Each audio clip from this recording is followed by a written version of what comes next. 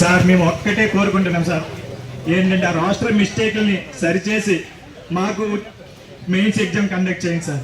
ఎందుకంటే 2017 తర్వాత వచ్చిన నోటిఫికేషన్, అదేవిధంగా ఇప్పుడు మెయిన్స్ రాస్తే ఖచ్చితంగా 100కి 100% న్యాయపరమైన చిక్కులు వస్తాయి సార్. అది కోర్టులో కేసు ఉండిపోతుంది, ఎన్ని సంవత్సరాలు అవుతుందో కూడా తెలియదు సార్. పొరపాటున రేపు ఎగ్జామ్ పెట్టినా సరే ఎగ్జామ్ ఖచ్చితంగా రాసిన రద్దు అయిపోతుందనే విషయం ప్రతి ఒక్కరి గుండెల్లో నాలుతుంది సార్.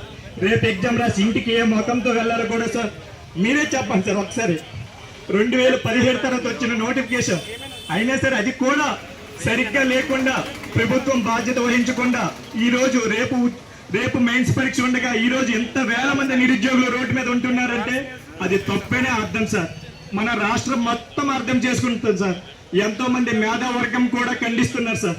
అయినా సరే మన ప్రభుత్వం అనుకోని మేము కంకణం కట్టుకుని గెలిపించుకున్న మా ప్రభుత్వం మా వైపు లేకుంటే ఆ బాధ మాకు ఎంతగా ఉంటుందో ఒకసారి ఆలోచించండి సార్. మేము కోరేది ఒక్కటే, మేము ఎగ్జామ్ పెట్టకూడదని చెప్పట్లేదు సార్.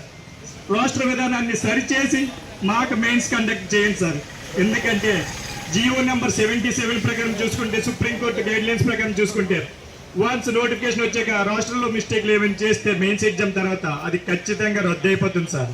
ఎందుకంటే గత ఇటీవలి కాలంలో చూసుకుంటే జార్ఖండ్ ప్రభుత్వంలో ఇదే జరిగింది సార్. మాకు న్యాయ వ్యవస్థ పైన మాకు అవగాహన లేకపోవచ్చు, కానీ మా సమస్యను మీ దృష్టికి వచ్చాక దీని వెనుకల ఉన్న తీర్పులన్నిటి గురించి మీరు తెలిసే ఉంటుంది సార్. ఒక్కసారి సార్ ఇన్ని వేల మంది రోడ్డు మీదకి వచ్చామంటే అందులో బలమైన తప్పు ఉందని మీరు ఒక్కసారి అర్థం చేసుకోండి సార్. రేపు ఇంకా అనకూడదు 24 గంటలకు, ఇంకా 16 గంటలు కూడా లేదు సార్. అయినా ఎవరి స్థలాలకు వారు వెళ్ళాలి అనకూడదు. శ్రీకాకుళంలో ఉన్న వ్యక్తి అనంతపురం వెళ్ళి రాయాలి, వైజాగ్లో ఉన్న వ్యక్తి చిత్తూరు వెళ్ళి రాయాలి. అయినా సరే ఇప్పటికీ కూడా ఎవ్వరూ కదలకుండా అంత బలంగా ఉన్నారంటే మేము ఎగ్జామ్ రాసినా సరే ఖచ్చితంగా రద్దు అయిపోతుందని ఒక బలమైన కారణం ప్రతి ఒక్కరి గుండెల్లో నవ్వుతుంది సార్.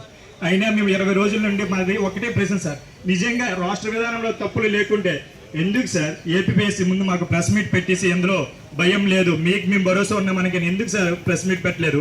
ఎందుకు సార్ 175 మంది ఎమ్మెల్యేలలో ఒక్క ఎమ్మెల్యే అయినా సరే ఇందులో ఎటువంటి మిస్టేక్ లేదు, మీకు నేను భరోసా ఉన్నాను, ఎందుకు సార్ భరోసా ఇవ్వలేదు?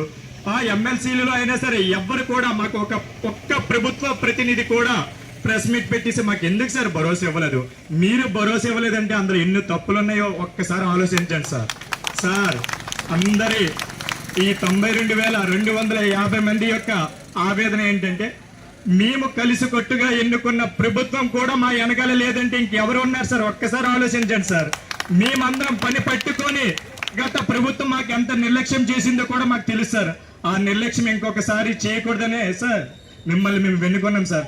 సార్ కొద్ది నిమిషాలలో నారా లోకేష్ గారు అయినా సరే, మా యువనేత పవన్ కళ్యాణ్ గారు అయినా సరే, ఇక్కడ అందుబాటులో ఉన్న ఏ అధినేత అయినా సరే మాకు మీరు భరోసా కల్పిస్తారని, అదేవిధంగా రాష్ట్ర విధానంలో మిస్టేక్స్ సరిచేసి ఎగ్జామ్ ని కండక్ట్ చేస్తామని మీరు వెంటనే వెబ్ నోట్ విడుదల చేయాలని ఈ 92,250 మంది తరఫున నేను మీకు చేతులెత్తి నమస్కారం